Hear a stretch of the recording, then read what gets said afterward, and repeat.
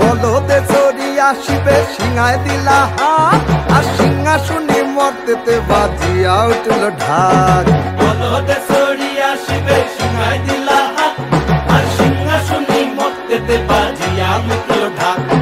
শিবের সনে কার্তিক গণেশ লক্ষ্মী সরস্বতী, শিবের সঙ্গে কার্তিক গণেশ লক্ষ্মী সরস্বতী।